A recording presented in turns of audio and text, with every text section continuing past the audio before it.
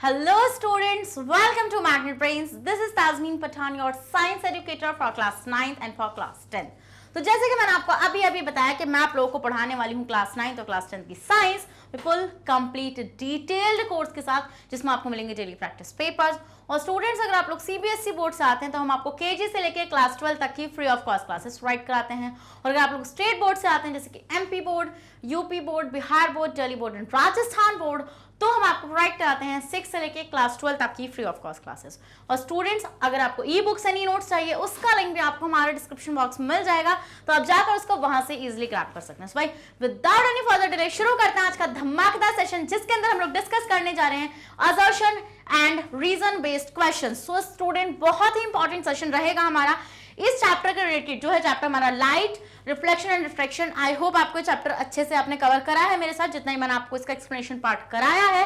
आज हम लोग देखेंगे इसका असर्शन एंड रीजन। इससे पहले मैंने इसके एमसीक्यूज डिस्कस करे हैं, तो if you have missed that session तो जाइए भाई और जाकर उनको देखिए, बिकॉज क्वेश्चन आंसर्स के थ्रू आपके कॉन्सेप्ट होते हैं बिल्कुल क्रिस्टल एंड क्लियर। तो भाई चलिए जल्दी से हेडिंग लगाइए, assertion and reason based question. ये बात आप अच्छे से जानते हैं कि सबसे पहले आपको क्या करना है, सबसे पहले आपको क्वेश्चन को पढ़ना है, वीडियो को पॉज करना है और उसके बाद शुरू करना है स्टूडेंट आंसर। चलिए भाई जल्दी से देखिए आप लोगों ने, शुरू करें। चलिए शुरू करते हैं।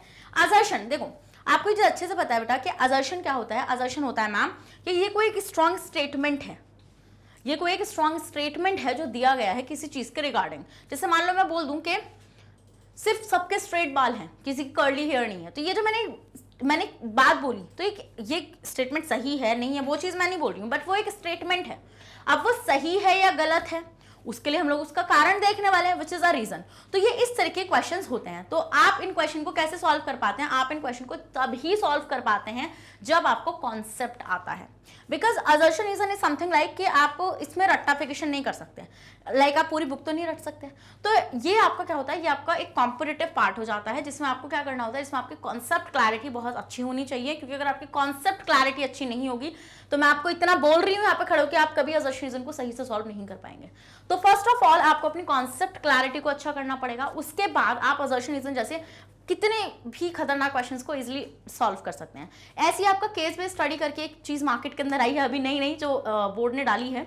तो case based study is all about, वो भी कॉन्सेप्ट क्लैरिटी पर आती है। अब मान लीजिए मैंने आपको पढ़ाया कॉन्केव मिरर, तो मैंने आपको कॉन्केव मिरर पढ़ाया। अब आपको कॉन्केव मिरर कितना याद है वो आप पर डिपेंड करेगा, क्योंकि उसके रिगार्डिंग जो क्वेश्चन आएंगे, मान लो आपको एक केस स्टडी दे दी जाए, अब वहां पे सिर्फ आपने कॉन्केव मिरर भी अगर पढ़ लिया ना बेटा, और आपको अगर वो कॉन्केव मिरर पूरा का पूरा याद आ गया वहां पे उस टाइम पे बैठ के कि मैम ने ये बताया था, ऐसी इमेजेस बनती हैं, 6 केसेस बताए हैं मैम ने कि ऑब्जेक्ट को वहां रखेंगे तो इमेज वहां बनेगी, तो आई मेक श्योर कि आपका क्वेश्चन गलत हो ही नहीं सकता, बिकॉज आप उसको पहले ही याद कर चुके हैं।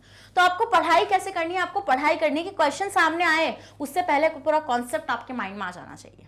इस पॉइंट को मेरे ध्यान रखना, कि अगर आपकी ये चीज ध्यान में रहेगी तो आप बहुत अच्छे से assertion reason based question, case based study question, इन सबको डील कर पाएंगे। जैसे कि अगर मैं बात करूं क्वेश्चन आंसर्स में, जैसे शॉर्ट, वेरी शॉर्ट, लॉन्ग, तो उसमें क्या होता है, उसमें ना कुछ चीजें आपकी ऑलरेडी चैप्टर से पढ़ी हुई होती हैं, कुछ का पूरा चैप्टर आपका पढ़ा होता है, तो you can write the answer. जैसे अगर मैं न्यूमेरिकल पार्ट को छोड़ दूं तो जितना थ्योरी वाला पार्ट है तो उसको तो आप एज इट इज लिखते हैं फ्रॉम द चैप्टर।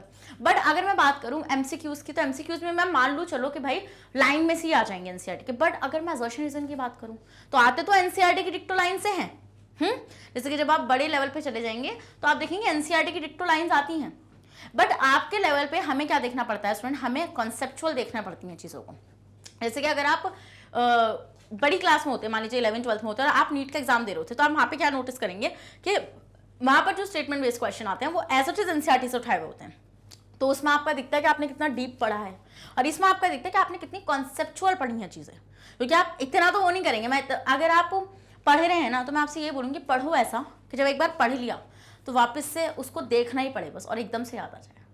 तो स्टूडेंट, यहाँ पर हम क्वेश्चन नंबर 1 देखने जा रहे हैं। तो अब आपको पता चल चुका है कि भाई असर्शन रीजन डील कैसे करना है। तो मैम फर्स्ट ऑफ ऑल हमें अपनी कॉन्सेप्ट क्लैरिटी को अच्छा करना पड़ेगा, उसके बाद ही हम असर्शन बेस्ड जैसे क्वेश्चन को विदाउट एनी हेजिटेशन सॉल्व कर पाएंगे। चलिए भाई देखते हैं। तो question number 1 which is assertion, तो हम देखते हैं क्या बोल रहा है। The center of curvature is not a part of the mirror. Okay. ये बोल रहे हैं कि सेंटर ऑफ कर्वेचर जो होता है वो मिरर का पार्ट नहीं होता है। It lies outside it's reflecting surface, वो उसके रिफ्लेक्टिंग सरफेस के बाहर लाई करता है। डन, समझते हैं। तो ये बात बोल रहे हैं कि चलो भाई असर्शन हो गया। अब हम देखते हैं सबसे पहले कि सेंटर ऑफ कर्वेचर था क्या मैम, और क्या इसकी कहानी आपने हमें बताई थी। तो first of all let's start the story.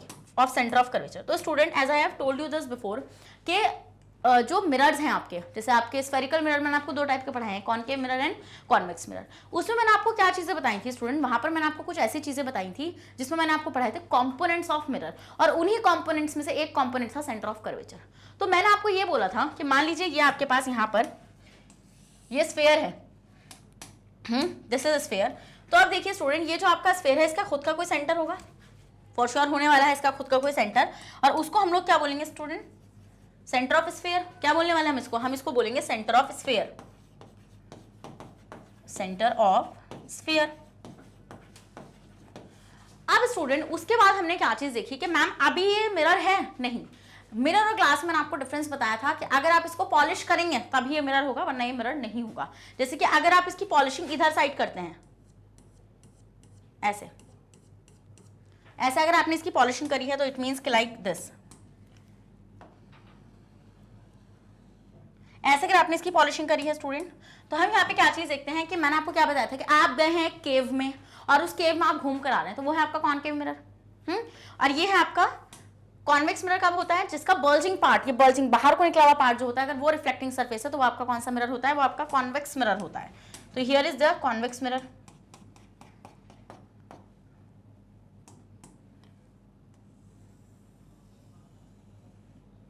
Is your convex mirror. ये क्या हो जाएगा स्टूडेंट्स, ये आपका कॉन्वेक्स मिरर हो जाएगा। अब आपने देखा कि उसका बल्जिंग, ये वाला जो पार्ट है, जो बल्जिंग आउट पार्ट है, it is the reflecting surface, ये आपका रिफ्लेक्टिंग सरफेस हो जाएगा। और इसमें ये वाला पार्ट जो है स्टूडेंट, जो अंदर वाला पार्ट है, ये इसका रिफ्लेक्टिंग सरफेस होगा, जो ऐसे कर्वी है, जो अंदर को ऐसे कर्व में है।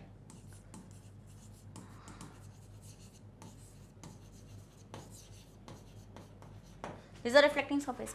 अब द क्वेश्चन इज दिस कि मैम वो ये बोल रहे हैं कि जो सेंटर ऑफ कर्वेचर होता है वो रिफ्लेक्टिंग सरफेस का पार्ट नहीं होता है, वो मतलब कि स्फेरिकल का पार्ट है, बट वो रिफ्लेक्टिंग सरफेस का पार्ट नहीं है। अब देखो एक बात सोचो कि आपने इस मिरर को इस स्फेयर में से काटा है, नहीं काटा, ठीक है, तो यहां से हम देखेंगे, मान लीजिए मैम हमने इसको ऐसे काट लिया।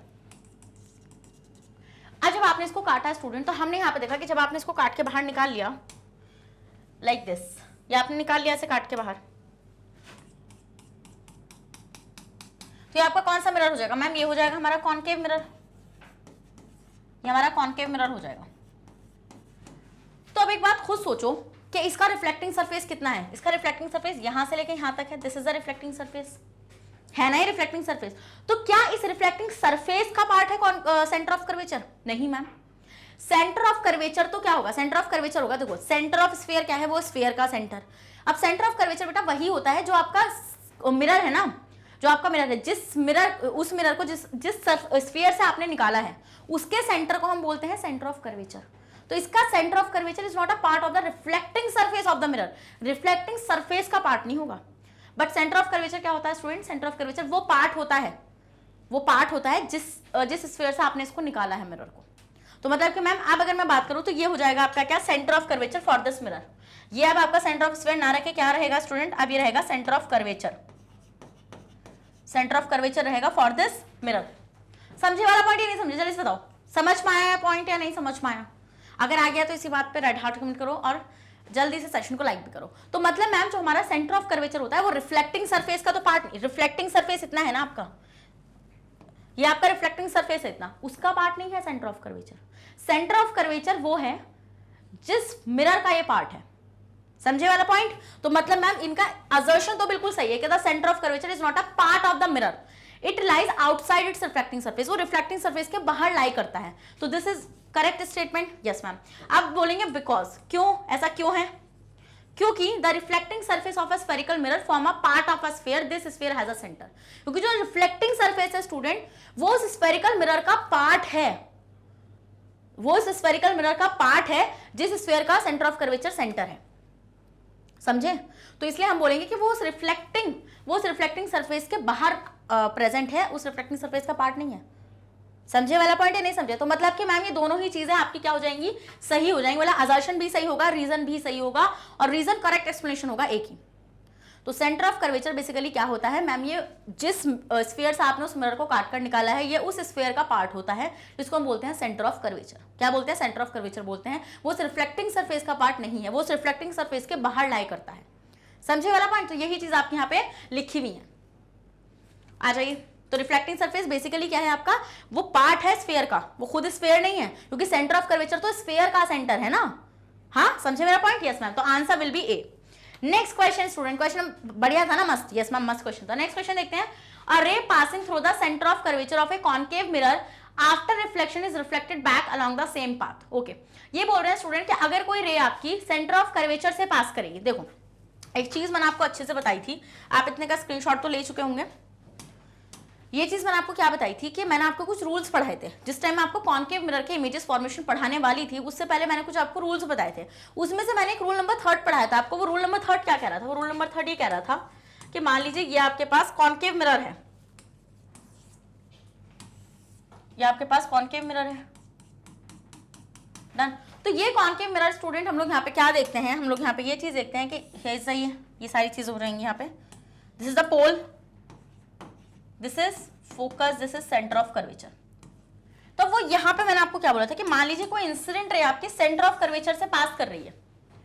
अगर कोई इंसिडेंट रे आपकी स्टूडेंट सेंटर ऑफ कर्वेचर से पास कर रही है तो हम यहाँ पे क्या देखते हैं कि वो जिस पाथ से आई है वो उसी पाथ से रिफ्लेक्ट बैक करेगी। This statement is correct and this is the rule number 3। और इसका रीजन भी क्या हो जाएगा स्टूडेंट? इसका रीजन ये हो जाएगा क्योंकि ये अलोंग द नॉर्मल आ रही है, ये incident ray along the normal आ रही है। जब आप इसका नॉर्मल डालोगे ना, कैसे डालते हो आप कर्व सरफेस पे नॉर्मल? टेंजेंट ड्रॉ करके। जब आप टेंजेंट ड्रॉ करके इस पर नॉर्मल डालोगे और नॉर्मल क्या होगा? जैसे मान लो आपने इस पर टेंजेंट ड्रॉ करी, मतलब ये ऐसे आ रही है, हाँ, तो ये टकराएगी मिरर से। देखो ये इसका रिफ्लेक्टिंग सरफेस है, मिरर से टकराएगी। मान लो अभी तुम्हें पता ही नहीं है कि ये ऐसे जाने वाली है, रिट्रेस करने वाली है पाथ को, तो अब आपको ये कैसे पता चला कि मैम ये रिट्रेस कर जाएगी अपने पाथ को? तो देखो मैं बताती हूँ, जब आप इस वाली रे का नॉर्मल डालोगे स्टूडेंट, तो इस तरीके से आप नॉर्मल डालोगे ऐसे टेंजेंट डाल के, और टेंजेंट जब आप डालोगे तो जिस पॉइंट पर ये मिलेगी वहां से आप क्या करते हो? सेंटर ऑफ कर्वेचर तक को मिलाते हो, कि आपको रेडियस ड्रॉ करना होता है। तो जब आप मिलाओगे ना स्टूडेंट यहां से इस तरीके से, तो आप क्या देखोगे? आपकी रेडियस भी ऐसी आएगी ना सेंटर ऑफ कर्वेचर तक की। तो बेसिकली मैं हम ये देख रहे हैं कि इंसिडेंट रे, हम यहाँ पे क्या देख रहे हैं? हम ये देख रहे हैं कि जो आपकी इंसिडेंट रे है, जो आपकी इंसिडेंट रे है स्टूडेंट्स, उस इंसिडेंट रे और नॉर्मल के बीच में 0 डिग्री का एंगल बन रहा है। कितने डिग्री का एंगल बन रहा है? 0 डिग्री का एंगल बन रहा है। तो उस 0 डिग्री के एंगल बनने की वजह से हम यहाँ पे क्या चीज देखते हैं कि यहाँ पर जो भी रे सेंटर ऑफ कर्वेचर को पास करती है वो अपने पाथ को रिट्रेस कर जाती है। क्या देख रहे हैं? The angle between incident ray and normal is 0, या फिर 0 डिग्री। ये 0 डिग्री है स्टूडेंट। तो इस केस में हम लोग क्या देखेंगे कि आपकी जो पाथ है, तो when incident ray falling on the centre of curvature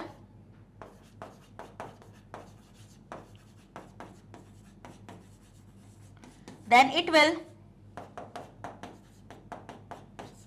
pass through,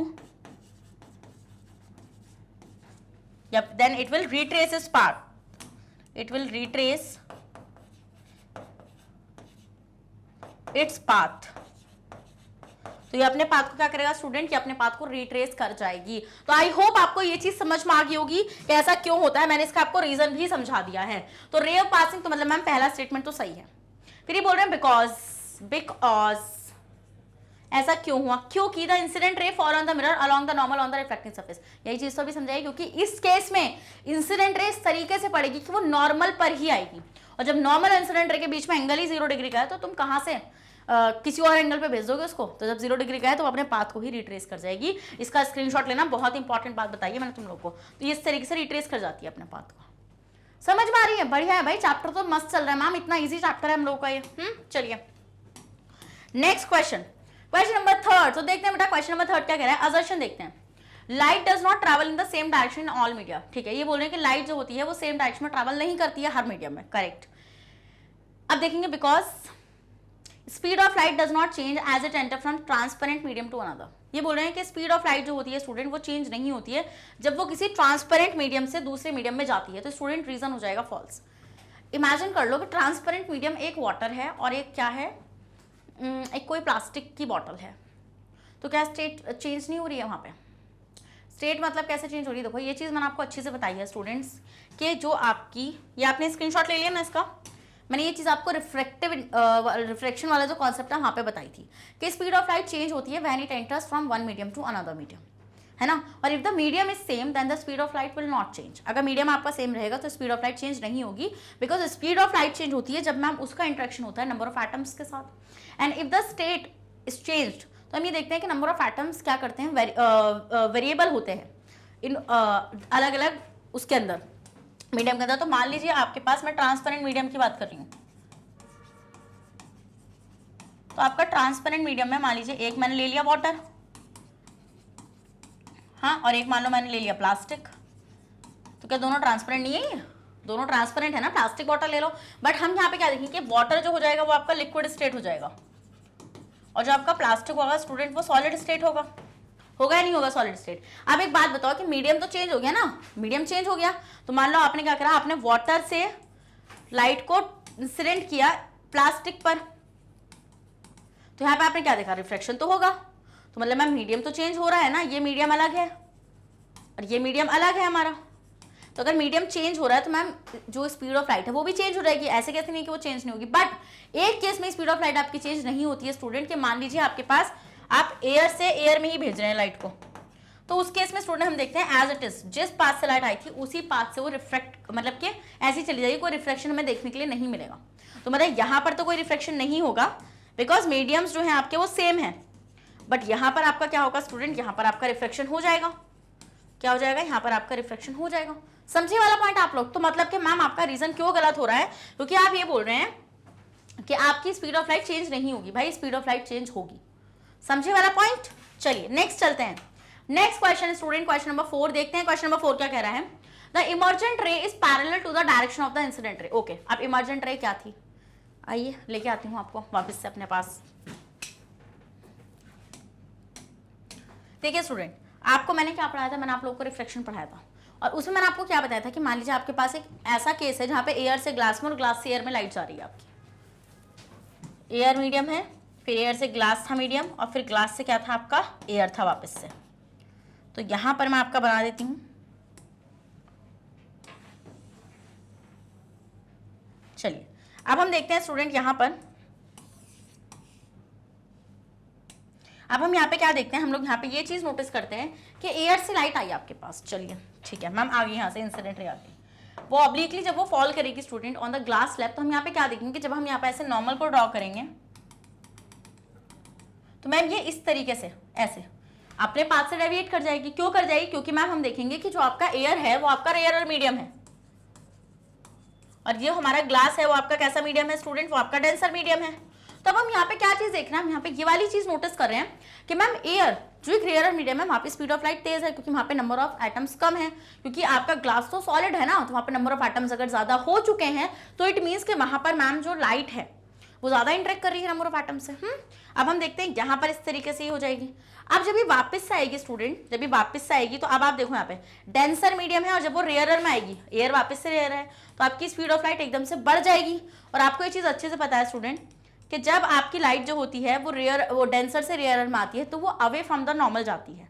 देखो आप यहाँ पे टुवर्ड्स द नॉर्मल है और ये अवे फ्रॉम द नॉर्मल जाएगी, ये इस तरीके से जाएगी। अब आपको ये चीज अच्छे से पता है कि मैम चलिए ठीक है यहाँ पे रिफ्लेक्शन हो गया। अब आपको ये चीज जो मैंने अच्छे से बताई है कि ये कौन सी है, ये आपकी इंसिडेंट रे,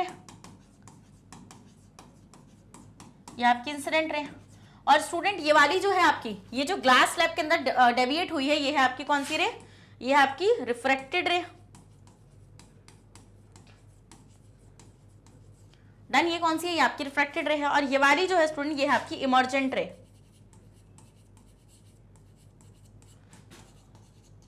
ये जो निकलेगी ना वहां से वो आपकी इमर्जेंट रे कहलाती है, जो ग्लास से वापस से एयर के अंदर आएगी। अब ये बोल रहे हैं कि जो आपकी इंसिडेंट रे होती है और जो आपकी इमर्जेंट रे होती है वो पैरेलल होती है एक दूसरे के। वो कैसी होती है स्टूडेंट, वो पैरेलल होती है, मतलब जब ये ऐसे निकलेगी तो ये पैरेलल ही निकलेगी। तो अब ये बात क्या है, और आपको बताया था मैंने इन दोनों के बीच की जो डिस्टेंस होती है इसी को हम लोग लेटरल डिस्प्लेसमेंट भी बोलते हैं। याद आ रहा है नहीं आ रहा है? यस मैम, ये चीज हमें याद आ रही है। तो इमर्जेंट रे और इंसिडेंट रे आपस में पैरेलल नहीं, ये बात तो बिल्कुल सही है, मतलब कि मैम वो असर्शन भी सही है। समझ में आ गया वाला पॉइंट आप लोगों को? Yes ma'am. तो इसका मतलब ma'am the emergent ray is parallel to the direction of incident ray, बिल्कुल करेक्ट बात है, असर्शन इज ट्रू। अब रीजन पढ़ेंगे, रीजन क्या है बिकॉज, रीजन आपको पता है आपको कैसे पढ़ना है, बिकॉज लगाना है, क्योंकि, ऐसा क्यों हो रहा है, ऐसा स्टेटमेंट क्यों दिया गया है, क्योंकि the extent of bending of रे ऑफ लाइट, ओके, एक्सटेंड मतलब कि जो बेंडिंग है लाइट की, जब आप उसको एक्सटेंड करेंगे opposite parallel faces at the rectangular glass slab is equal and opposite. तो इसका आंसर क्या हो जाएगा स्टूडेंट, ए हो जाएगा। बिल्कुल सही बात है कि जब आप उस इंसिडेंट रे को एक्सटेंड करेंगे तो आप देखेंगे कि वो इमर्जेंट रे के पैरेलल आएगी।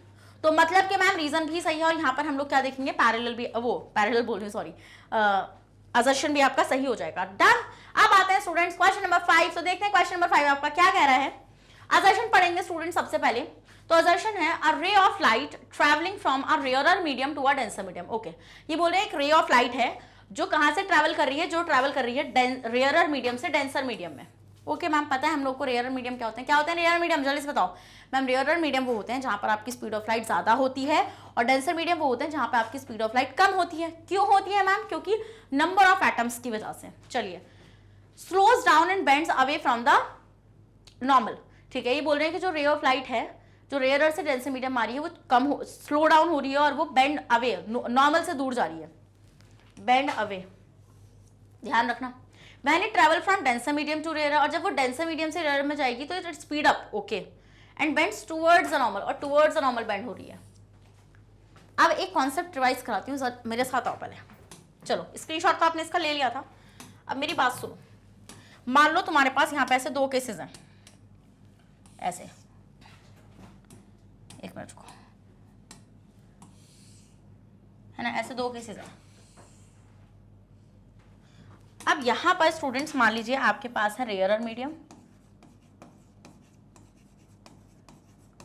और यहां पर आपके पास है डेंसर मीडियम,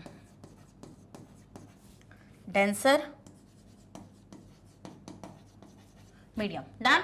और यहां पर मान लीजिए स्टूडेंट्स आपके पास है इस बार डेंसर मीडियम, अलग अलग केसेस हैं ये, और यहां पर आपके पास है स्टूडेंट कौन सा, रेयरर मीडियम। ठीक है, समझ में आ गया वाला पॉइंट, यस मैम, इजी था ये। अब मान लीजिए यहाँ से स्टूडेंट्स हम लोग यहाँ से क्या देखेंगे, हम लोग यहाँ से ये चीज देख पा रहे होंगे कि रेयरर मीडियम में मान लो मैं ले रही हूँ आपका एयर, रेयरर मीडियम में मान लो मैं ले रही हूँ एयर, और डेंसर में ले रही हूँ वाटर। इसको ना चेयर मत समझ लेना या कुछ और, रुको।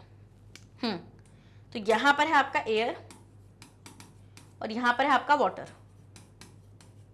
एयर और वाटर हो जाएगा आप लोगों के पास, यस मैम। अब यहाँ पर एक चीज आप नोटिस कर रहे हो कि मैम एयर आपकी गैस है और वाटर आपका लिक्विड है, तो यहाँ पे मैम नंबर ऑफ एटम्स का खेल है, मतलब स्पीड ऑफ लाइट तो चेंज होगी क्योंकि मीडियम चेंज हो रहा है।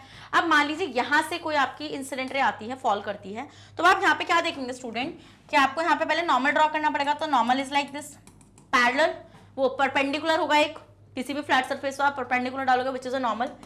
अब हम देखते हैं स्टूडेंट कि ये जो आपकी इंसिडेंट रे आई है, this is what, this is your incident ray. तो स्टूडेंट ये जो आपकी इंसिडेंट रे आई है, ये इंसिडेंट रे जब आपकी रेयरर मीडियम से डेंसर मीडियम आएगी तो हम ये देखेंगे इसकी स्पीड स्लो डाउन हो जाएगी। क्या होगा यहाँ पे, स्पीड जो होगी वो स्लोज डाउन हो जाएगी, और जब आपकी स्पीड स्लो डाउन हो जाएगी तो हम यहाँ पे क्या देखेंगे कि आपकी जो लाइट है वो टूवर्ड्स द नॉर्मल बेंड करेगी, टूवर्ड्स द नॉर्मल के पास, कहा स्पीड स्लो हो जाएगी और टूवर्ड्स द नॉर्मल ये बेंड करेगी, क्योंकि इसको ज्यादा मतलब बेंडिंग ही नहीं कर पाएगी। क्यों नहीं कर पाएगी, क्योंकि हम यहाँ पे देखेंगे कि नंबर ऑफ एटम्स का इंटरेक्शन ज्यादा हो जाएगा स्पीड से। अब इस वाले में देखो कि मान लो यहाँ पर कोई इंसिडेंट रे आपकी आई, मान लो इस बार मैं मीडियम चेंज करी, मान लो आपका डेंसर टू मीडियम है, तो मतलब वाटर से एयर में जा रही है, इस बार वाटर से एयर में जा रही है, उल्टा कर दिया मैंने इस बार। अब मान लो यहां से हम देखेंगे कि जब आपकी स्पीड ऑफ लाइट, मतलब जब आपने इंसिडेंट रे को फॉल कराया, तो अब हम यहाँ पे क्या देख रहे हैं कि जब आप यहाँ पे ऐसे नॉर्मल ड्रॉ करेंगे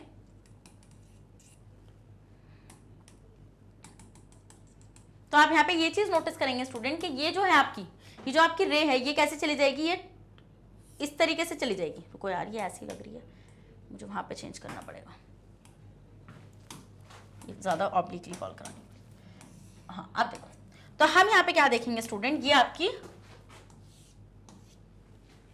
नॉर्मल से दूर चली जाएगी, आपका नॉर्मल हो गया, ये इस तरीके से यहाँ से ऐसे दूर चली जाएगी और ये ऐसे पास रहेगी, जैसे आपके पास रहेगी। तो अब हम यहाँ पे क्या देख रहे हैं कि जब वो डेंसर से रेयरर में आएगी तो उसकी स्पीड फास्ट हो जाएगी, स्पीड जो हो जाएगी स्पीड अप हो जाएगी आपकी जो रे है रिफ्लेक्टेड रे। और दूसरा पॉइंट स्टूडेंट, ये अवे फ्रॉम द नॉर्मल जाएगी, क्योंकि हम यहाँ पे क्या देखेंगे, हम यहाँ पे ये चीज देखेंगे अवे फ्रॉम द नॉर्मल। हम यहाँ पे ये चीज नोटिस करेंगे कि नंबर ऑफ एटम्स कम हो रहे हैं, तो मैम स्पीड ऑफ लाइट का इंटरेक्शन कम होगा, तो बेंडिंग हमें ज्यादा देखने के लिए यहाँ पे मिल जाएगी। तो ये दो केसेस होते हैं। तो आप जरा उस स्टेटमेंट को पढ़ो। उस स्टेटमेंट में आपसे क्या बोल रहा है, वो इस स्टेटमेंट में आपसे बोल रहा है कि जब वो रेयरर मीडियम से डेंसर मीडियम में आ रही है, तो वो रेयरर मीडियम में डेंसर मीडियम में आ रही है, तो वो स्लो डाउन हो रही है। हाँ चलो भाई स्लो डाउन हो रही है, बट वो क्या अवे फ्रॉम द नॉर्मल जाएगी या फिर वो टूवर्ड्स द नॉर्मल जाएगी? तो मैम गलत, असर्शन गलत। और यहाँ पे क्या बोल रहे हैं कि फिर जब वो डेंसर से रेयर में जा रही है तो वो स्पीड अप होगी, ये बात सही है, बट क्या वो टूवर्ड्स द नॉर्मल जाएगी?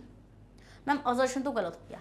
असर्शन अगर गलत होता है तो ऑप्शन तो डी ही होता है, बट हम लोग रीजन भी पढ़ेंगे इसका एक बार, है ना। ऑप्शन तो डी है, तो हमें दिख गया। अब देखो रीजन इसका, the speed of light is higher in rare medium than a denser medium. देखो ये बात बिल्कुल सही है स्टूडेंट कि जो आपकी स्पीड ऑफ लाइट होती है वो रेयर मीडियम में ज्यादा होती है डेंसर मीडियम के कंपैरिजन में, क्योंकि उसमें नंबर ऑफ एटम्स कम होते हैं और इंटरेक्शन कम होता है, तो इसलिए स्पीड जो होती है लाइट की वो ज्यादा हो जाती है। तो मैम यहाँ पर हमें दिख चुका है कि असर्शन तो फॉल्स है, बट रीजन हमारा क्या हो जाएगा स्टूडेंट, रीजन हमारा ट्रू हो जाएगा। समझ में आया वाला पॉइंट? अगर समझ में आ गया तो भाई इसी बात पर जल्दी से रेड हार्ट को कमेंट करो, सेशन को लाइक करना बिल्कुल भी मत भूलना। Next D, next question, the mirror used in search light are concave spherical. Okay, ये बोल रहे हैं कि जो मिरर यूज होता है सर्च लाइट्स में वो कॉन्केव स्फेरिकल होता है, कॉन्केव मिरर होता है। In concave spherical mirror the image formed is always virtual. ये बोल रहे हैं कि कॉन्केव स्फेरिकल मिरर में जो आपकी इमेज है वो हमेशा वर्चुअल बनेगी। द फर्स्ट ऑफ ऑल कि आपका जो कॉन्केव मिरर होता है स्टूडेंट्स, कॉन्केव मिरर में आपकी इमेज हमेशा वर्चुअल नहीं बनती है। कॉन्केव मिरर में स्टूडेंट आपकी दो टाइप की इमेजेस बनती हैं। कौन कौन से टाइप की आपकी इमेजेस बनती हैं? वो इमेजेस होती हैं आपकी वर्चुअल एंड रियल। कैसे? मैंने आपको 6 केसेस बताए थे। उस 6 केसेस में मैंने आपको क्या बोला था कि 5 केस तो रियल और इन्वर्टेड नहीं है, एक केस है वर्चुअल एंड डायरेक्ट का। तो ऑलवेज वर्चुअल कैसे हो गई? ऑलवेज वर्चुअल तो हो ही नहीं सकती, तो स्टूडेंट रीजन गलत हो जाएगा, बट असर्शन सही है। सर्च लाइट्स में जो मिरर होता है यूज, वो कौन सा होता है? आपका कॉन्केव स्फेरिकल मिरर होता है। कौन सा होता है? कॉन्केव स्फेरिकल मिरर होता है, क्योंकि हम लोग यहाँ पे क्या चीज नोटिस करते हैं, जब फोकस पर हम लोग यहाँ पे ऑब्जेक्ट को रखते हैं तो यहाँ से पैरेलल बीम्स निकलती हैं, जिसकी वजह से हमें क्या मिलती है? बहुत अच्छा विजन हमें देखने के लिए मिल जाता है। तो असर्शन तो सही है, बट रीजन क्या हो जाएगा स्टूडेंट? आपका फॉल्स हो जाएगा। नेक्स्ट स्टूडेंट क्वेश्चन नंबर 7, और देखते हैं क्वेश्चन नंबर 7 क्या कह रहा है। Light travel faster in glass than air. Okay, ये बोल रहे हैं कि लाइट जो है वो ग्लास में ज्यादा तेज से ट्रेवल करेगी देन एयर से। क्या ये बात सही है? मैम अभी पीछे इतना अच्छा कॉन्सेप्ट आपने समझाया है कि जो आपकी स्पीड ऑफ लाइट होती है, क्या बोला मैंने ये बोला था आपसे कि जो आपकी स्पीड ऑफ लाइट होती है वो ज्यादा होती है किसमें? आपकी रेयरर मीडियम में। क्योंकि मैम रेयरर मीडियम में क्यों होती है ज्यादा आपकी? क्योंकि हम देखते हैं कि यहाँ पे नंबर ऑफ एटम्स कम होते हैं, और इफ नंबर ऑफ एटम्स अगर आपके कम होते हैं तो हम ये देखते हैं कि स्पीड मतलब जो लाइट है उसका इंटरेक्शन कम रहता है। तो अगर इंटरेक्शन कम रहता है तो मतलब मैम उसकी स्पीड तो क्या रहने वाली है? ज्यादा रहने वाली है। फिर स्टूडेंट हम लोग देखते हैं कि आपका जो डेंसर मीडियम होता है उसमें जो स्पीड ऑफ लाइट है, उसमें जो आपकी स्पीड ऑफ लाइट है स्टूडेंट वो कम रहती है। किसमें? डेंसर मीडियम में। डेंसर मीडियम में आपकी स्पीड ऑफ लाइट कम रहती है। आपको ये चीज अच्छे से पता है क्यों? क्योंकि मैम हम देखते हैं कि यहाँ पे नंबर ऑफ एटम ज्यादा होते हैं, और नंबर ऑफ एटम ज्यादा होने की वजह से उसका इंटरेक्शन ज्यादा होता है लाइट का, जिसकी वजह से उसकी स्पीड क्या हो जाती है? वो कम हो जाती है। तो light travel faster in glass. तो ग्लास तो आपका कैसा मीडियम है? ग्लास तो आपका डेंसर मीडियम है। ग्लास तो आपका डेंसर मीडियम है ना। और यहाँ पर आपकी एयर कैसी है? एयर तो आपकी रेयर मीडियम है। तो मैम असर्शन रॉन्ग। फिर ये बोलते हैं रीजन। चलो भाई ऑप्शन तो आपको मिल गया होगा कि डी होगा, क्योंकि असर्शन फॉल्स है, बट रीजन एक बार पढ़ लेते हैं। Because glass is denser then air. तो भाई रीजन सही है कि ग्लास डेंसर होता है एयर से, तो बट तुम ये क्यों बोल रहे हो कि ग्लास में तेजी से स्पीड जाएगी? तो यहाँ पर हम लोग स्टूडेंट क्या देखते हैं कि ऑप्शन क्या हो जाएगा? आपका डी हो जाएगा। क्या आपको वाला क्वेश्चन समझ में आया? अगर ये क्वेश्चन आप लोगों को समझ में आ गया तो भाई इसी बात पर जल्दी से रेड हार्ट को कमेंट करो, और सेशन को लाइक करना बिल्कुल मत भूलना। स्क्रीनशॉट लो इसका, ले लिया आपने इसका स्क्रीनशॉट? चलो तो आंसर देख लें एक बार स्टूडेंट्स इसका। तो आंसर क्या हो जाएगा स्टूडेंट? आपका आंसर हो जाएगा इसका डी। अब आते हैं स्टूडेंट नेक्स्ट क्वेश्चन पर, देखते हैं हमारा नेक्स्ट क्वेश्चन क्या कह रहा है। तो भाई बढ़िया से चैप्टर रिवाइज हो रहा है नहीं हो रहा है? जल्दी से बताओ। अगर मस्त तरीके से चैप्टर रिवाइज हो रहा है तो इसी बात पर रेड हार्ट को कमेंट करो, जल्दी से करो, और सेशन को लाइक मत करना भूलना। आते हैं असर्शन पे, पढ़ते हैं असर्शन क्या है। For observing traffic at back. Okay, हमें ट्रैफिक को ऑब्जर्व करना है पीछे, मतलब बैक में ऐसे। The driver mirror is convex mirror. तो जो ड्राइवर मिरर होता है स्टूडेंट वो कॉन्वेक्स मिरर होता है। As I have told you this before in the detail explanation of the session, मैंने आपको वहां पे ये वाली सारी चीज बता चुकी हूँ कि यहाँ पर आपका जो कॉन्वेक्स मिरर होता है स्टूडेंट, जो आपका कॉन्वेक्स मिरर होता है, ऑब्जेक्ट चाहे आपकी इंफिनिटी पर है ये ऑब्जेक्ट पोल और इन्फिनिटी के बीच में कहीं पर भी है। इमेज जो आपकी बनेगी, पहली बात तो वो सीधी बनेगी। कैसी बनेगी स्टूडेंट? वो आपकी सीधी बनेगी। दूसरा इंपॉर्टेंट पॉइंट आपको क्या याद रखना था यहाँ पे कि भैया डिमिनिश्ड इमेज बनेगी। कैसी बनेगी? यहाँ पे हम देखते हैं कि कॉन्वेक्स मिरर में आप यहाँ पे क्या देखते हैं कि यहाँ पे आपकी वर्चुअल इमेज बनती है, इरेक्ट, सबसे इंपॉर्टेंट बात सीधी इमेज बनती है। सीधी, ऐसा नहीं है कि मैम पीछे गाड़ी आ रही है तो उल्टी नजर आ रही है हमें, हाँ, क्योंकि उसमें हम लोग क्या देखेंगे, रियल एंड इन्वर्टेड होती है कॉनकेव मिरर में। तो मैम 5 केस में तो वो कैसी हो जाएगी आपकी, उल्टी नजर आएगी हमें इमेज चलती हुई, तो कॉनकेव तो हम वैसे भी नहीं लगा सकते। फिर हम लोग देखेंगे स्टूडेंट यहाँ पर वर्चुअल इरेक्ट मिलेगी आपको, और कैसी मिलेगी, डिमिनिश्ड इमेज मिलेगी। इस डिमिनिश्ड इमेज के मिलने की वजह से हम यहाँ पे ये चीज नोटिस करते हैं कि डिमिनिश्ड इमेज का क्या आपको दे रहा है कि भाई आपको बहुत बड़ा फील्ड, अगर पीछे बहुत बड़ा फील्ड भी है, उस बहुत बड़े फील्ड के बाद भी आपको इमेजेस जो है ना, वो चाहे कितने भी ट्रैक आ रहे हैं ना, इन्फिनिटी से भी आ रहे हैं, जब भी आपको ऑब्जेक्ट का, जब भी आपको इमेज का साइज छोटा ही नजर आता है, तो मतलब आप कितने भी पीछे से गाड़ी आ रही है वो आपको कैसी नजर आने वाली है स्टूडेंट, वो आपको नजर आती है छोटी सी। हाँ, तो हम यहाँ पे देखते हैं बिकॉज ऐसा क्यों होता है। तो बात तो सही है भाई, ड्राइवर का जो मिरर होता है उसमें हम लोग को कौन सा मिरर यूज करवाना पड़ता है, कॉन्वेक्स मिरर यूज कराना पड़ता है, because a convex mirror has much larger field of view than a plane mirror. Correct, क्योंकि हम देखते हैं कि कॉन्वेक्स मिरर का लार्ज क्या होता है, फील्ड ऑफ व्यू होता है प्लेन मिरर के कंपैरिजन में। समझ के वाला पॉइंट है, नहीं समझे जल्दी से बताइए, आप इसका स्क्रीनशॉट ले लीजिए जल्दी से। तो ऑप्शन क्या हो जाएगा स्टूडेंट, इसका आंसर हो जाएगा ए, बिकॉज इसका असर्शन भी सही है और इसका रीजन भी सही है, and reason is the correct explanation of A. ले लीजिए आप इसका स्क्रीनशॉट। चलिए, तो भाई आपका ऑप्शन हो जाएगा ए। नेक्स्ट आते हैं student question number 9, and question number 9 पे आपका असर्शन क्या कहता है, असर्शन है आपका mirror formula can be apply to a plane mirror. Okay, mirror फॉर्मूले को आप अप्लाई कर सकते हैं प्लेन मिरर पे, तीनों टाइप के मिरर पे आपका मिरर फॉर्मूला इजीली अप्लाई होता है। ठीक है, मिरर फॉर्मूला क्या होता है स्टूडेंट, आपका 1/v + 1/u is equal to 1/f, and with the help of the mirror formula you can calculate, like देखो ये आपको क्या बताता है, मिरर फॉर्मूला आपको क्या बताता है, पहले मैं आपको मिरर फॉर्मूला बता दूं, कभी कुछ बच्चे सोचे मैम यही क्या है।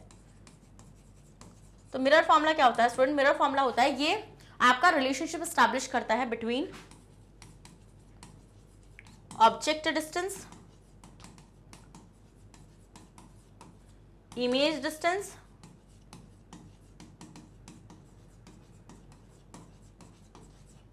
एंड फोकल लेंथ, इन सब के बीच में कौन रिलेशनशिप एस्टैब्लिश करता है स्टूडेंट, आपका मिरर फॉर्मूला। इसलिए मिरर फॉर्मूला आपका क्या आता है निकल के 1/v + 1/u is equal to 1/f। ये आपका क्या होता है, ये आपका मिरर फॉर्मूला होता है। क्या होता है स्टूडेंट्स, ये आपका मिरर फॉर्मूला होता है। तो अब हम लोग ये देखते हैं कि आपका मिरर फॉर्मूला हो गया, तो ये आपके सब तरीके के मिरर पे अप्लाई हो सकता है। तो ये प्लेन मिरर पे भी हो सकता है, yes ma'am. Plane mirror is a spherical mirror of infinite focal length. ये बोल रहे हैं कि जो आपका प्लेन मिरर होता है स्टूडेंट, वो आपका एक ऐसा स्फेरिकल मिरर होता है जिसका फोकल लेंथ कैसा होता है, इनफाइनाइट होता है। बिल्कुल करेक्ट बात है स्टूडेंट, ये चीज मैंने आपको बताई भी थी कि जो प्लेन मिरर होता है उसका इनफाइनाइट फोकस होता है। क्या होता है उसका, इनफाइनाइट फोकस होता है, क्योंकि वो फोकल लेंथ होती है। क्योंकि हम लोग यहाँ पे क्या देखते हैं कि जो आपका स्फेरिकल मिरर है उसका अगर मैं छोटा सा टुकड़ा काट लूँ तो वो छोटा सा टुकड़ा हम लोग को क्या नजर आता है, हम जब उसको एक्सपेंड करेंगे तो वो बहुत ही बड़ा है, तो वहीं से तो प्लेन मिरर बना है ना आपका। तो इसकी वजह से हम यहाँ पे क्या देखते हैं कि जब वहां से आपकी रेज आती हैं तो फोकल लेंथ उसकी इनफाइनाइट होती है, काफी दूर होती है। समझ गए वाला पॉइंट आप लोग। तो इसका क्या हो जाएगा, ये आपका रीजन भी सही है और ये असर्शन भी सही है, और इसका आंसर क्या हो जाएगा आपका, इसका आंसर हो जाएगा A. Both assertion reason are true and reason is a correct explanation of A. और रीजन क्या हो जाएगा स्टूडेंट्स, आपका करेक्ट एक्सप्लेनेशन हो जाएगा ए का। समझ में आ गया वाला पॉइंट, यस मैम, स्क्रीनशॉट ले लो। Next question, question number 10। भाई देखो और बताओ क्या लग रहा है क्वेश्चन को देख के। तो it is not possible, assertion है it is not possible to see a virtual image by eye. हाँ, क्यों नहीं देख सकते, देख सकते हैं, भले से वो स्क्रीन पे ना बन रहे हो बट हम देख सकते हैं उनको।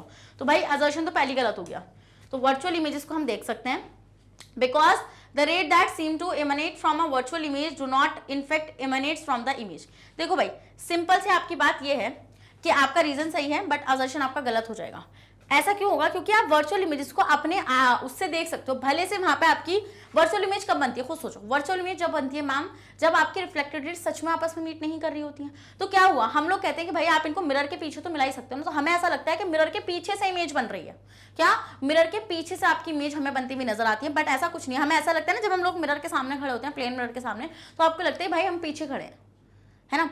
पता है जब मैं छोटी थी ना, मैं आपको बताती हूँ कि मेरे को ना बहुत ही एक चीज़ में इंटरेस्ट आता था कि जब मैं मिरर के सामने खड़ी होती तो मैं झाँक के ऐसे देखती थी पीछे से, जो अपना ड्रेसिंग वो होता है उसके पीछे मैं ऐसे देखती थी, मैं कहाँ पर हूँ, मैं कहाँ पर हूँ, मुझे दिखती नहीं थी मैं। तो मतलब कि बहुत ही इंटरेस्टिंग चीज़ें होती थी। बट अब साइंस साइंस आपको हर चीज प्रूफ करके देती है, और एज आई नो कि मैं अभी साइंस एजुकेटर हूं तो मेरे को सब चीज अब पता है कि ऐसा क्यों होता है वहां पे, बट हमें लगता है ऐसा कि भाई पीछे बन रही है इमेज कहीं, तो मतलब आप ढूंढने की कोशिश करते हो कहाँ बन रही है इमेज आपकी, बट ऐसा कब होता है स्टूडेंट, क्योंकि वो वर्चुअल इमेज होती है। कैसी इमेज होती है? वो आपकी वर्चुअल इमेज होती है। तो इसका आंसर क्या हो जाएगा आपका स्टूडेंट? असर्शन आपका फॉल्स हो जाएगा, क्योंकि आप वर्चुअल इमेज को इजिली देख सकते हैं। समझ गए वाला पॉइंट? समझ गए? Yes ma'am. तो वो रेज हमें आती हुई, हमें लगता है कि वहां से रेज आ रही हैं, बट बेसिकली वहां से रेज आती नहीं है, वो एक पॉइंट पर मीट करती हुई हमें नजर आती है, अपीयर टू बी मीट। अब आते हैं स्टूडेंट नेक्स्ट क्वेश्चन, असर्शन है When the object moves with a velocity 2 metre per second. Okay, ये बोल रहे हैं कि जब आपका ऑब्जेक्ट जो है वो 2 मीटर पर सेकंड की वेलोसिटी से मूव कर रहा है, तो its image on the plane mirror moves with the velocity of 4 metre per second. तो ये बोल रहे हैं उसकी जो इमेज है वो कैसे मूव करेगी? 4 मीटर पर सेकंड के उससे मूव करेगी। देखो एज सिंपल एज दैट, यहाँ पे आपको क्या होता है, हम ये देखते हैं कि जो आपकी वेलोसिटी होती है ना, मतलब कि हमें ऐसा लगता है कि जब हम ऑब्जेक्ट को मिरर के टूवर्ड्स लेके जाते हैं तो जो इमेज है ना वो टूवर्ड्स द मिरर बहुत तेजी से आती है, double of the speed of the object. जितनी आप ऑब्जेक्ट की वेलोसिटी को रखेंगे उससे डबल आएगी हमेशा। इसका मतलब होता है, एक फॉर्मूला होता है u is equals to 2u। तो u इज इक्वल्स टू 2, अगर u आपका कितना है स्टूडेंट? 2 मीटर पर सेकंड है, u की वेलोसिटी का 2 मीटर पर सेकंड है, तो अगर मैं इमेज की वेलोसिटी निकालूंगी तो वो कितनी आएगी? 2 इंटू यू आएगी। तो 2 इंटू यू मतलब कि 2 into 2 is equals to 4 metre per second. तो हम ये देखते हैं कि जो ये एक प्रिंसिपल है स्टूडेंट, आप इसको प्रिंसिपल को याद रखना पड़ेगा आपको, कि जब आपकी प्लेन मिरर पे ऑब्जेक्ट की वेलोसिटी कुछ भी है, मान लीजिए अगर 4 होती है ऑब्जेक्ट की वेलोसिटी, तो आपकी इमेज की वेलोसिटी 8 होती है, मतलब वो double of the speed of the image वो आपकी किस तरफ आती है? मिरर की तरफ आती हुई नजर आपको आएगी। समझ गए वाला पॉइंट? Yes ma'am. तो अजर तो बिल्कुल इसका सही हो जाएगा, ठीक है। Because the image form by a plane mirror is far behind the mirror as the object is in front of it. ये चीज आपको अच्छे से पता है कि जो आपकी इमेज होती है प्लेन मिरर पे जो बनती है, वो आपकी जितनी दूर आपका ऑब्जेक्ट होता है उतनी ही दूर आपकी इमेज होती है, बट वेलोसिटी हम लोग को यहाँ पे कैसी नजर आती है स्टूडेंट? डबल। तो इसका आंसर क्या हो जाएगा? ए हो जाएगा, कि आपका जो असर्शन एंड रीजन है दोनों ही सही है। Reason is a correct explanation of A. समझ गए वाला पॉइंट? लीजिए आप स्क्रीनशॉट, बहुत इंपॉर्टेंट क्वेश्चन है बेटा ये। अब आते हैं नेक्स्ट क्वेश्चन नंबर 12, और क्वेश्चन नंबर 12 का असर्शन देख लेते हैं सबसे पहले। The height of N object is always consider positive. ठीक है, ये बोल रहे हैं कि जो ऑब्जेक्ट की हाइट है हमेशा वो पॉजिटिव लेते हैं हम लोग, बिकॉज एन ऑब्जेक्ट, देखो एक बात सोचो, मैंने आप लोग को साइन कन्वेंशन पढ़ाया था या नहीं पढ़ाया था? पढ़ाया था। उस साइन कन्वेंशन को मैं दोबारा से रिपीट कर रही हूँ कि वो इंपॉर्टेंट है, अभी क्वेश्चन देखेंगे हम लोग उससे आगे भी। तो साइन कन्वेंशन मैंने आपको एक चीज बताई थी कि अगर आप मिरर की बात कर रहे हैं तो हम यहाँ पे देखते हैं कि हियर इज अ पोल, ये आपका क्या हो जाएगा स्टूडेंट्स? ये आपका पोल हो जाएगा। अब आपको मैंने ये चीज बताई थी कि पोल के लेफ्ट हैंड साइड, मतलब राइट हैंड साइड में आप जितनी भी चीजें लेंगे आप उसको पॉजिटिव कंसिडर करेंगे। क्या कंसिडर करेंगे? आप उसको पॉजिटिव कंसिडर करेंगे। और इधर साइड जितनी भी आप डिस्टेंसेस लेंगे पोल के लेफ्ट हैंड साइड में आप उनको नेगेटिव कंसिडर करेंगे। क्या कंसिडर करेंगे स्टूडेंट्स? आप उनको नेगेटिव कंसिडर करेंगे। अब हम लोग यहाँ पे क्या चीज देखते हैं? अब हम लोग यहाँ पे ये चीज देखते हैं कि आपकी ये जो है ये आपकी प्रिंसिपल एक्सिस है, और इस प्रिंसिपल एक्सिस के जो ऊपर वाली डायरेक्शंस होती हैं, जो अपवर्ड डायरेक्शंस होती हैं यहाँ पर, वो आपकी पॉजिटिव होती हैं, और जो डाउनवर्ड डायरेक्शंस होती हैं वो आपकी नेगेटिव होती हैं। क्या होती हैं स्टूडेंट्स? वो आपकी नेगेटिव होती हैं। तो अब हम यहाँ पे ये चीज नोटिस करेंगे कि देखो आपको क्वेश्चन कैसा आएगा, आपसे ऑब्जेक्ट की डिस्टेंस के बारे में बात करिए कि ऑब्जेक्ट की जो हाइट होगी वो हमेशा फर्स्ट होगी। एक बात बताओ, ऑब्जेक्ट को उल्टा रखोगे क्या? किसी की अगर इमेज बनाना चाह रहे हो, अपनी बनाना चाह रहे हो, तो क्या खुद ही उल्टा हो जाओगे वहां पे?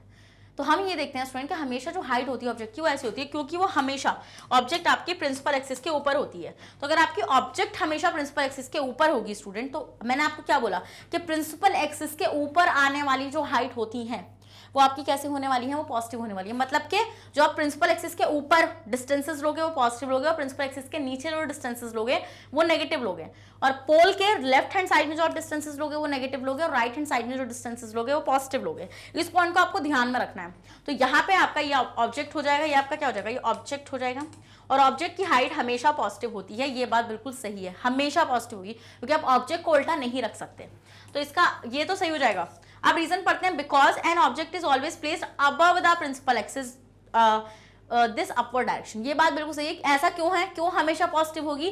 मैम हमेशा पॉजिटिव इसलिए होगी क्योंकि हम लोग यहाँ पे क्या देखते हैं कि हम हमेशा ऑब्जेक्ट को प्रिंसिपल एक्सिस के ऊपर रखते हैं, और अगर हम लोग ऑब्जेक्ट को हमेशा प्रिंसिपल एक्सिस के ऊपर रखेंगे तो मैम वो तो पॉजिटिव होनी है।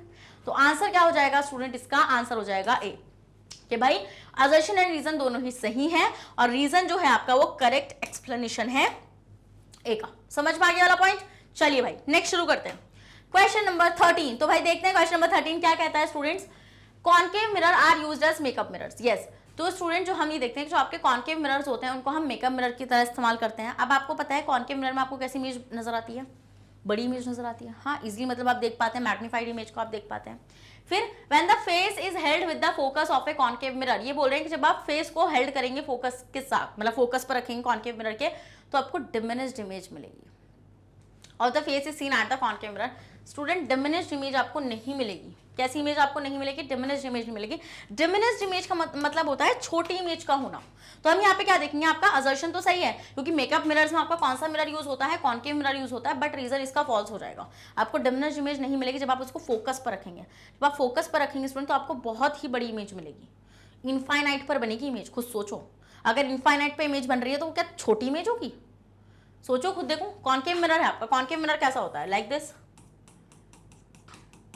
आपने ऑब्जेक्ट को कहाँ रखा हुआ है? फेस आपका ऑब्जेक्ट हो गया ना उस टाइम पे, तो आपने ये आपका पोल हो जाएगा, here is the focus, here is the centre of curvature. तो हम देखेंगे आपने ऑब्जेक्ट को यहाँ रखा हुआ है, जब आपने ऑब्जेक्ट को यहाँ रखा हुआ है स्टूडेंट, तो यहाँ से रेज अगर पैरेलल जाएंगे तो फोकस से पास करेंगे। एंड दूसरी मान लो सेंटर ऑफ कर्वेचर से जा रही है, या फिर कहाँ से जा रही है? पोल से जा रही है, तो वो पोल साइड तो इस तरीके से वो चली जाएगी, सेम एंगल पे हो जाती है। तो हम ये देखेंगे स्टूडेंट, इनका मिलने का प्लान है, मतलब ये मिलेंगी, बट ये बहुत दूर जाके मिलेंगी कहीं पे। तो जब वो बहुत दूर जाके मिलेंगी स्टूडेंट, तो वो कहाँ पर मिलेंगी? वो इन्फिनिटी पर मिलेंगी। और जब वो इन्फिनिटी पर मिलेंगी तो बेटा आप खुद सोचो कि भाई इमेज तो बहुत ज़्यादा बड़ी होगी ना, इमेज छोटी कैसे हो सकती है? डिमिनिश्ड इमेज नहीं हो सकती आपकी। तो इसलिए इसका आंसर क्या हो जाएगा स्टूडेंट? इसलिए इसका आंसर हो जाएगा सी, बिकॉज रीजन इसका फॉल्स है, क्योंकि यहाँ पे इन्होंने लिखा डिमिनिश्ड। अगर ये हाईली एनलार्ज लिखते तो हम मान लेते हैं हाँ भाई सही बात बोल रहे हो। हाँ समझ में आ गया वाला पॉइंट? डन, आगे बढ़ जाओ। चलिए अब आते हैं स्टूडेंट नेक्स्ट क्वेश्चन पे। तो क्वेश्चन नंबर 14 स्टूडेंट, और देखते हैं क्वेश्चन नंबर 14 आपसे क्या कह रहा है। चलिए भाई पढ़ते हैं असर्शन। असर्शन पढ़ो, refractive index has no units.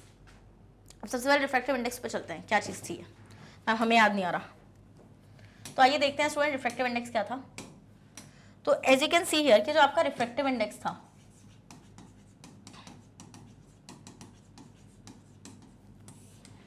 तो रिफ्रैक्टिव इंडेक्स मैंने आपको क्या बताया था? देखो रिफ्रैक्टिव इंडेक्स बताया था कि मैम ये आपको बताएगा कि कितनी बेंडिंग होगी, क्या कितनी बेंडिंग होगी। और रिफ्रैक्टिव इंडेक्स बेसिकली हम लोग कैसे निकालते हैं कि मैम जो हमारी स्पीड ऑफ लाइट होती है,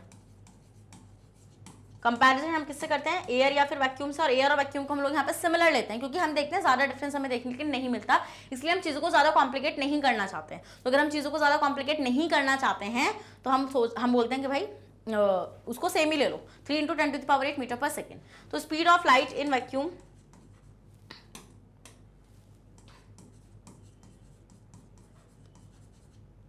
then speed of light in vacuum bye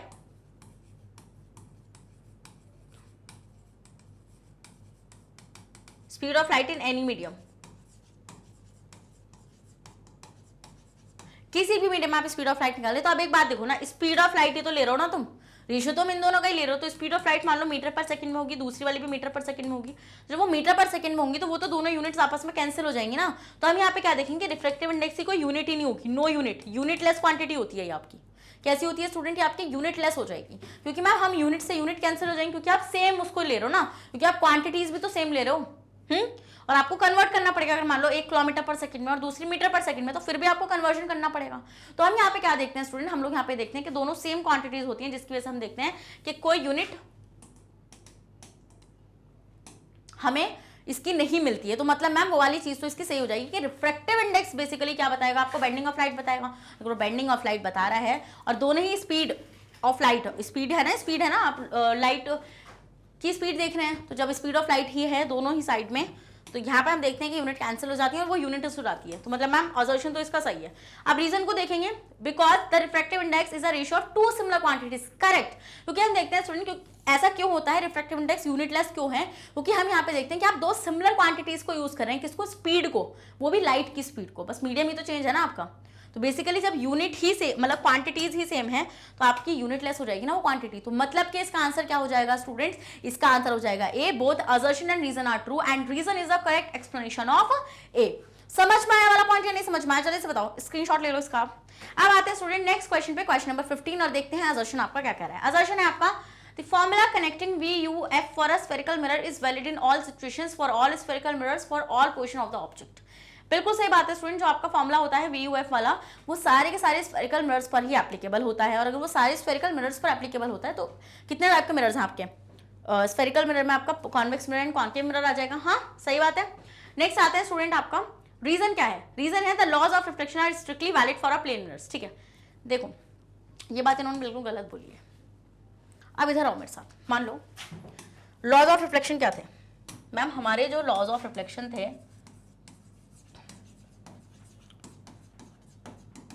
हमारे आपने दो लॉज ऑफ रिफ्लेक्शन आपने हमें पढ़ाए थे। पहला लॉ था कि जो आपकी इंसिडेंट रे होती है, incident ray, normal and reflected ray, all lie in a same plane, in a same plane। ये सारी की सारी चीजें स्टूडेंट क्या करेंगे, सेम प्लेन पर ही लाई करेंगे। किस तरीके से? देखो इस तरीके से, ऐसे। ये आपका मिरर हो गया, ठीक है। अब ये प्लेन मिरर है, बट अभी सोचो ये अभी प्लेन मिरर है, तो मान लो यहाँ पर सोचो क्या है, ये प्लेन मिरर। तो यहाँ पे जब इंसिडेंट रे फॉल करेगी स्टूडेंट, तो हम ये देखेंगे ये आफ्टर द रिफ्लेक्शन इस तरीके से चली जाएगी। और ये देखो सब एक ही प्लेन पे लाई कर रही है ना। ये आपकी नॉर्मल हो गई, ये आपकी क्या हो गई, ये आपकी रिफ्लेक्टेड रे हो गई, रिफ्लेक्टेड रे। ये कौन सी हो गई स्टूडेंट? ये हो गई आपकी इंसिडेंट रे, ये आपकी इंसिडेंट रे हो गई। तो हम ये देख रहे हैं तीनों की तीनों सेम प्लेन पे लाई कर रही है। दिस प्लेन, ये मिरर है आपका प्लेन। ये आपका पहला लॉ था। अब दूसरा लॉ आपका क्या था? दूसरा लॉ आपका ये था कि जो आपका एंगल ऑफ इंसिडेंस होता है वो इक्वल होता है एंगल ऑफ रिफ्लेक्शन के। अब एंगल ऑफ इंसिडेंस क्या होता है मैं इसी डायग्राम में आपको बताऊंगी। देखो ये नॉर्मल है और ये इंसिडेंट रे है, इनके बीच में जो एंगल बनता है उसको बोलते हैं एंगल ऑफ इंसिडेंस। फिर ये नॉर्मल है और ये रिफ्लेक्टेड रहे, इन दोनों के बीच में जो एंगल बनता है स्टूडेंट, इसको हम बोलते हैं एंगल ऑफ रिफ्लेक्शन। क्या बोलते हैं स्टूडेंट्स? हम लोग इसको एंगल ऑफ रिफ्लेक्शन बोलते हैं। तो बेसिकली हम ये देखते हैं कि दोनों इक्वल होता है, मतलब कि जितना एंगल इंसिडेंट रे नॉर्मल के साथ बनाती है उतना ही एंगल रिफ्लेक्टेड रे नॉर्मल के साथ बनाएगी। मतलब कि अगर ये एग्जाम्पल मान लो, अगर आपका एंगल आई 30 डिग्री है, मतलब इन दोनों के बीच में एंगल बनने वाला 30 डिग्री है, तो रिफ्लेक्टेड रे और उसके बीच में बनने वाला एंगल भी क्या होगा स्टूडेंट? 30 डिग्री होगा according to the second law of reflection. अब वो ये बोल रहे हैं कि वो सिर्फ ये जो दोनों लॉज हैं इसे प्लेन मिरर पर अप्लाई हो रहे हैं। नहीं, ऐसा नहीं होता स्टूडेंट, ये तीनों ही मिरर्स पर अप्लाई होते हैं। कौन कौन से? देखिए मान लीजिए मैं आपका पहला ही लॉ को अप्लाई करके दिखाती हूँ। देखो पहला लॉ मैं आपका स्फेरिकल मिरर पर अप्लाई करके दिखाती हूँ, किसी पे भी। मान लो मैं ले रही हूँ कॉन्केव मिरर। देखो ये आपका क्या हो जाएगा, ये आपका, एक मिनट, देखो मैं आपका कॉन्केव मिरर ले रही थी, तो ये आपका कॉन्केव मिरर हो जाएगा।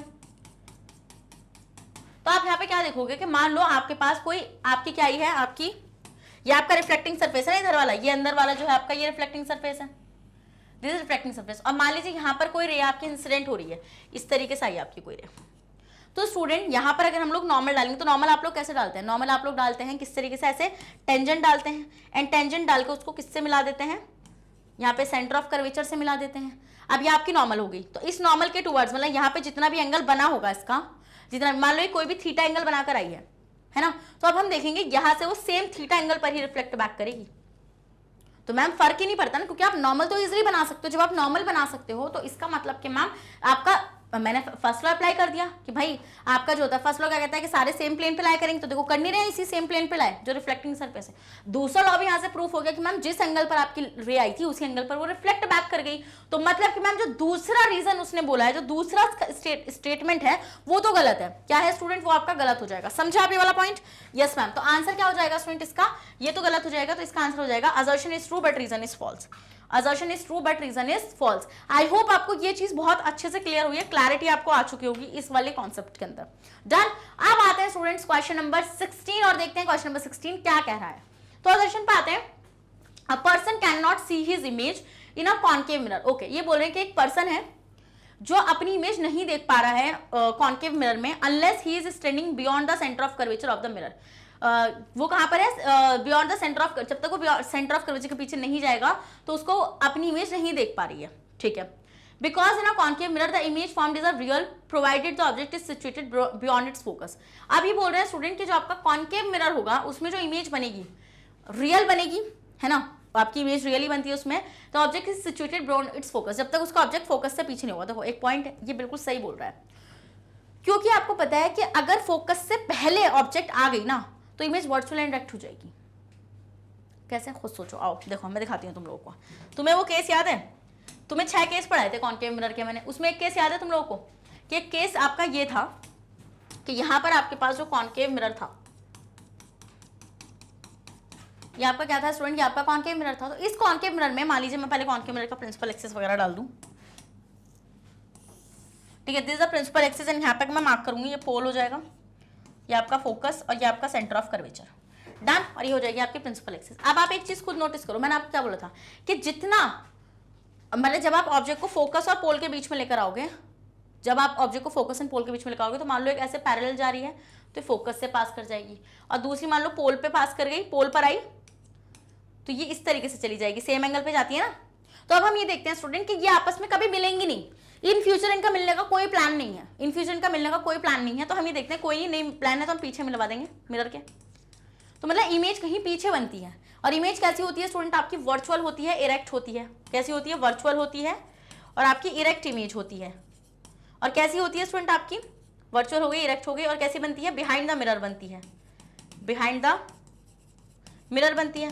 तो मतलब कि मैम यहाँ पर रियल इमेज तो आपकी बनी नहीं रही है। तो देखो इस स्टेटमेंट को पढ़ो कि ना concave mirror image formed is a real provided the object is situated beyond it's focus. तो ये बोल रहे हैं जो आपकी कॉनकेव मिरर में जो इमेज बनेगी वो रियल होगी। अब ध्यान से सुनो, तो इस सिचुएटेड बियॉन्ड इट्स फोकस, जब तक वो अपने फोकस से पीछे रहेगी। ये बात बिल्कुल सही है स्टूडेंट इसकी कि आपका असर्शन और रीजन दोनों ही सही है, बट इसका करेक्ट एक्सप्लेनेशन ही नहीं होगा, क्योंकि वो पहली इमेज को ये बोल रहा है कि पर्सन जब तक अपनी इमेज को नहीं देख पाएगा जब तक वो सेंटर ऑफ कर्वेचर के पीछे ना खड़ा हो, beyond the centre of curvature. क्योंकि जब फोकस पर अगर वो खड़ा हो गया, आप खुद सोचो इस चीज को, देखो अब यहां पर आओ, मान लो कोई पर्सन फोकस पर आ गया, तो जब वो फोकस पर आएगा स्टूडेंट तो उसकी इमेज इंफिनिटी पर बनेगी। किस पर बनेगी, वो इंफिनिटी पर उसकी इमेज बनेगी। तो बेसिकली जब उसकी इंफिनिटी पर इमेज बनेगी तो वो उसको कहां पर नजर आ जाएगी, वो नहीं नजर आएगी उसको। क्या होगा स्टूडेंट, वो उसको नजर नहीं आएगी। तो मतलब कि असर्शन एंड रीजन दोनों ट्रू हो जाएंगे, but reason is not the correct explanation of A. समझे, यस मैम। अब आते हैं स्टूडेंट्स क्वेश्चन नंबर 17 और देखते हैं क्वेश्चन नंबर 17 हमारा क्या कह रहा है। तो सबसे पहले असर्शन को पढ़ेंगे। तो असर्शन है virtual images are always erect. ठीक है, वर्चुअल इमेजेस हमेशा इरेक्ट होती हैं, सही बात है, वर्चुअल इमेजेस हमेशा सीधी होती हैं, because virtual images are formed by diverging lenses only. अब ये बोल रहे हैं कि जो आपकी वर्चुअल इमेजेस होती हैं वो डाइवर्जिंग लेंस ही बनाते हैं। ऐसा कुछ है क्या, तुम्हें कॉनकेव में नहीं पढ़ाया था मैंने? हाँ, कॉनकेव लेंस के अंदर मैंने तुम्हें वो केस नहीं पढ़ाया था क्या? कॉनकेव में बोल रही हूँ, उसमें लेंस, उसमें कौन सा वाला लेंस आपका, हाँ, तो उसमें आपने कॉन्वेक्स में लेंस में आपने देखा नहीं था कि एक इमेज वर्चुअल बन गई थी। केस में एक केस 6 केस थे ना उसके, उसमें तो मैंने ये चीज पढ़ाई थी। तो मैम ऐसा तो मैंने कुछ नहीं पढ़ाया, मैंने आपको दोनों में ही पढ़ाई है, बट मैंने आपको ये जरूर बोला था कि कॉनकेव लेंस से जो इमेज बनेंगी वो दोनों हमेशा कैसी होंगी, वर्चुअल एंड इरेक्ट होंगी। कैसी होंगी, हमेशा वर्चुअल एंड इरेक्ट होने वाली है।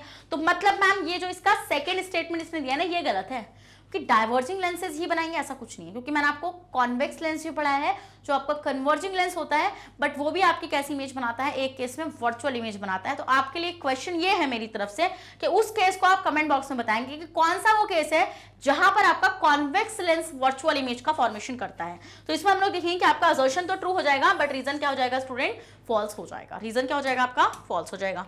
नेक्स्ट आता है स्टूडेंट क्वेश्चन नंबर 18 और देखते हैं क्वेश्चन नंबर 18 क्या कह रहा है। चलिए, assertion A ray incident along normal to the mirror retraces its path। ये बोल रहे हैं कि कोई इंसिडेंट रे अगर नॉर्मल पर आई है तो वो अपने पाथ को रिट्रेस कर जाएगी। क्या आपको ये स्टेटमेंट सही लगता है? यस मैम, ये स्टेटमेंट हमें सही लगता है, क्योंकि आपने ही हमें बताया था, आपने हमें ये चीज समझाई थी। चलो भाई देखो, मान लो यहां पर आपका स्टूडेंट कोई, ये आपका कॉनकेव, ये आपका कॉनकेव मिरर हो जाएगा स्टूडेंट, और this is the principal axis here. तो मान लो यहां पर आपका ये सेंटर ऑफ कर्वेचर हो गया, ये फोकस, ये पोल, ये सब कुछ हो जाएगा यहाँ पे। अब हम लोग यहाँ पे क्या देखेंगे, अब हम लोग यहाँ पे ये चीज देखेंगे स्टूडेंट कि आपका जो इंसिडेंट रे है वो सेंटर ऑफ कर्वेचर पर आके फॉल हुई है इस तरीके से। तो ये ऐसे जाएगी, देखो जब ये ऐसे फॉल करी तो इस तरीके से जाएगी ना, बट ये आई सेंटर ऑफ कर्वेचर के थ्रू है, मतलब सेंटर ऑफ कर्वेचर को क्रॉस करती हुई आई है। तो अब हम देखेंगे रिट्रेस करेगी अपने पाथ को। क्यों करेगी, सोचो मैम। सबसे पहले हम डालेंगे नॉर्मल, इस बात का पता करने के लिए। अब मैंने आपको कैसे बताया है नॉर्मल डालना, किसी भी कर्व सरफेस पे नॉर्मल कैसे डालते हैं। सबसे पहले आप टेंजेंट डालो, जैसे आप टेंजेंट ड्रॉ करोगे ना, जैसे मान लो आपने यहाँ पे ऐसे टेंजेंट डाला, दिस इज द टेंजेंट, और टेंजेंट वाले पॉइंट को आपको क्या करना होता है, जिस पॉइंट पर वो टेंजेंट डलेगी ना, जहां पर वो टच करती हुई निकलेगी ऐसे, तो यहाँ पे टच करती हुई निकली, तो जब आप इसको कहाँ पे मिलाओगे, सेंटर ऑफ कर्वेचर तक मिलाओगे, तो ये आपकी नॉर्मल होगी। इस इंसिडेंट रे के लिए आपकी नॉर्मल हो जाएगी। तो मैम अगर ये हमारी नॉर्मल हो जाएगी तो नॉर्मल और इंसिडेंट रे के बीच में कोई एंगल तुम्हें बनता हुआ नजर आ रहा है? हाँ, जब नॉर्मल और इंसिडेंट रे के बीच में कोई एंगल ही मुझे यहाँ पे बनता हुआ नजर नहीं आ रहा, तो वो तो अपने पाथ को एज इट इज रिट्रेस करेगी ना, क्योंकि आपको पता है अगर नॉर्मल और इंसिडेंट रे के बीच में 0 डिग्री का एंगल है, कितने का एंगल है, 0 डिग्री का एंगल है। तो आपका जो रिफ्लेक्टेड रे होती है, जो आपकी रिफ्लेक्टेड रे होती है, मतलब रिफ्लेक्टेड रे छोड़ो, जो आपका एंगल ऑफ रिफ्लेक्शन होता है according to the second law of reflection, वो एंगल ऑफ इंसिडेंस के इक्वल होता है। तो जब आपका इंसिडेंट रे और नॉर्मल के बीच में एंगल ही 0 डिग्री का है, तो एंगल ऑफ इंसिडेंस 0 डिग्री का हो गया, मतलब मैम एंगल ऑफ रिफ्लेक्शन भी तो 0 डिग्री का होगा। और अगर एंगल ऑफ रिफ्लेक्शन 0 डिग्री का होगा तो वो अपने पाथ को रिट्रेस ही तो कर जाएगी। क्या डाउट लग रहा है तुम लोग को इस क्वेश्चन में? कुछ भी डाउट नहीं है, मतलब कि बिल्कुल क्रिस्टल वो होता है ना पानी की तरह साफ, बिल्कुल ऐसा क्वेश्चन नहीं है, समझे? चलिए ले लीजिए आप इसका स्क्रीनशॉट, बढ़ जाओ आगे। चलो भाई बढ़ रही हूँ मैं नेक्स्ट आगे। तो आप देखते हैं स्टूडेंट, तो भाई पहली बात तो सही है, because in reflection angle of incidence is always equal to angle of reflection. तो आंसर इसका ये हो जाएगा, क्योंकि हम देखते हैं कि आपका angle of incidence angle of reflection के इक्वल होता है, जिसकी वजह से हम देखते हैं कि यहाँ पर आपको क्या बनती हुई नजर, वो रिट्रेस करती हुई आपको नजर आएगी रिफ्लेक्टेड रे। समझे या नहीं समझे? चलिए बताओ, स्क्रीनशॉट ले लो इसका। नेक्स्ट क्वेश्चन पाते हैं स्टूडेंट, क्वेश्चन नंबर 19, और देखते हैं क्वेश्चन नंबर 19 क्या कह रहा है। तो एक convex lens is made up of 2 different material. Okay, ये बोल रहे हैं कि एक कॉन्वेक्स लेंस है जो 2 डिफरेंट मटेरियल का बना हुआ है। A point object is placed on the principal axis, और हमने एक पॉइंट ऑब्जेक्ट को प्रिंसिपल एक्सिस पर रखा हुआ है। The number of images form by the lens will be 2। तो ये बोल रहे हैं जो नंबर ऑफ इमेजेस होंगे लेंस के थ्रू वो 2 होंगी। ठीक है, ओके, तो पहले इसको देख लेते हैं स्टूडेंट। तो ये बोल रहे हैं कि आपने एक पॉइंट ऑब्जेक्ट को रखा हुआ है, तो पहले लेंस कौन सा था, कॉन्वेक्स था कॉन्केव था? ये देख लो पहले मैं, ये था आपका स्टूडेंट कौन सा लेंस था, कॉन्वेक्स लेंस। कौन सा था, कॉन्वेक्स लेंस था आपका स्टूडेंट। तो आइए देखते हैं कि आपका कॉन्वेक्स लेंस कैसा होता है। आपका कॉन्वेक्स लेंस कुछ ऐसा होता है, आपका कॉन्वेक्स लेंस ऐसा होता है स्टूडेंट। तो अब हम यहाँ पे क्या देखते हैं, हम लोग यहाँ पे ये चीज देखते हैं कि here is the optical centre and यहाँ पे हो जाएगी आपकी प्रिंसिपल एक्सिस। और यहाँ पर आपको ये चीज अच्छे से पता है स्टूडेंट कि मैं मार्क करूंगी फोकस, ये हो जाएंगे इसके focus, twice of focus, focus twice of focus. अब ऑब्जेक्ट को आपने प्रिंसिपल एक्सिस पर रखा हुआ है, अब वो कहीं पर भी है, वो पॉइंट साइज ऑब्जेक्ट है। पॉइंट साइज का मतलब समझते हो, बहुत छोटा, मतलब कहीं इन्फिनिटी पर होगा मैम, वहां से रेज आ रही होंगी। तो अब ये देखो, एक बात बताओ ना, सिंपल सी बात है, इमेजेस कब बनती हैं, सोचो खुद, इमेज कब फॉर्म्ड होती है? Image formed when reflected ray meets at a certain point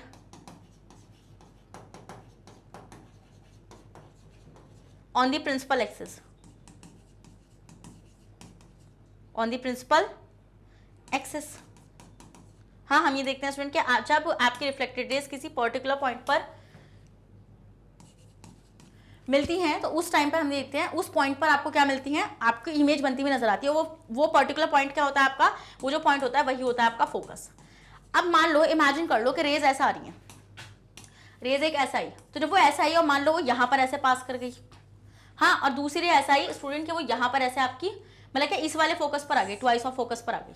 तो जब वो 2 फोकस पर आपकी इमेजेस बन रही हैं, मतलब जब 2 फोकस पर आपकी रेज मीट कर रही हैं, तो क्या आपको नहीं लगता कि वहां पर आपकी इमेज का फॉर्मेशन 2 होगा? तो यहाँ पे स्टूडेंट पहला स्टेटमेंट आपका करेक्ट हो जाएगा कि नंबर ऑफ, जब आपकी फोकस 2 है लेंस के पास, तो अगर 2 फोकस है लेंस के पास, तो स्टूडेंट तो हम ये देखेंगे आपकी नंबर ऑफ इमेजेस पे कितनी हो जाएंगी, 2 हो जाएंगी। यस मैम, तो पहला रीजन असर्शन तो सही है। रीजन पढ़ेंगे, the image form by convex lens is always virtual. Convex lens से जो इमेज बनती है वो हमेशा वर्चुअल होती है, ऐसा कब पढ़ाया मैं तुम लोग को? हाँ, तो स्टूडेंट जैसे कि हमने इसके 6 केसेस को देखा था, कॉन्वेक्स लेंस की बात हो रही है ये, है ना? तो 6 केसेस देखे थे, उसमें से तो एक तो वर्चुअल एंड डायरेक्ट था ना। तो मतलब मैम यहाँ पर ऑलवेज वर्चुअल नहीं होता है, उसमें एक ही केस था, हमने 5 केस देखे थे जो रियल और इन्वर्टेड थे। तो मतलब मैम रीजन तो सही है बट असर्शन फॉल्स हो जाएगा। क्या? रीजन तो सही है बट असर्शन फॉल्स हो जाएगा। Next question, and this is a question, मतलब last question for this session, और उसके बाद you are free to go, खेलो कूदो खूब मौज करो, जो तुम्हारी मर्जी वो करो। चलो क्वेश्चन नंबर 20 का assertion, when a concave mirror is held in water it's focal length will decrease. Okay, ये बोल रहे हैं कि जब कॉन्केव मिरर को हम वाटर में रखेंगे तो उसकी फोकल लेंथ कम हो जाएगी। ठीक है, okay. The focal length of a concave mirror depend on the density of the medium in which it is placed. ना, गलत स्टूडेंट, हम लोग देखते हैं कि जो आपका दोनों ही गलत हैं, क्योंकि आपकी फोकल लेंथ कभी भी डिक्रीज नहीं होती, आपकी फोकल लेंथ रिमेन सेम रहती है। और ऐसा कुछ नहीं होगा कि वो डेंसिटी पर डिपेंड करती है, मीडियम की डेंसिटी पर आपकी फोकल लेंथ डिपेंड नहीं करती है। तो इस वो आपकी डिपेंड किस, जहां पर आपकी इमेज बनेगी वहां से लेके सेंटर ऑफ कर्वेचर तक की डिस्टेंस ही आपकी फोकल लेंथ होती है। तो it is not basically depending on the medium. तो स्टूडेंट हम यहाँ पे क्या देखते हैं कि आपकी ये दोनों ही चीजें गलत हो जाएंगी। पहली बात तो ना तो फोकल लेंथ कम होगी जब वो पानी में भी जाएगी, क्योंकि इमेज इंसिडेंट रे तो फॉल करेगी ना, और जब वो मीट करेगी तो वहां पे क्या बनेगी, इमेज बनेगी, और इमेज बनेगी और इमेज जहां पे बनेगी वहां से पोल तक का डिस्टेंस ही फोकल लेंथ होगा। तो पारी में जाने के बाद कौन सी इमेज तुम्हारी क्या उल्टी सीधी हो जाएगी, ऐसा कुछ नहीं होता है।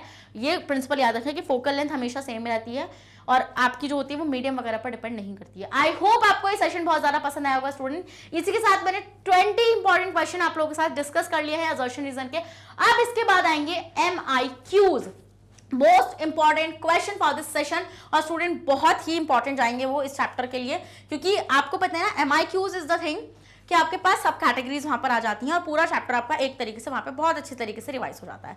तो स्टूडेंट्स वापस एक और चीज बताना चाहती हूँ कि मैग्नेट ब्रेन्स आपको प्रोवाइड कराता है फ्री ऑफ कॉस्ट एजुकेशन। अगर आप लोग CBSE बोर्ड से आते हैं तो हम आपको KG से लेकर क्लास 12 तक की free of cost classes provide कराते हैं। अगर आप लोग स्टेट बोर्ड से आते हैं जैसे MP board, UP board, Bihar board, Delhi board and Rajasthan board, तो हम आपको प्रोवाइड कराते हैं 6 से लेकर क्लास 12 तक की फ्री ऑफ कॉस्ट क्लासेस।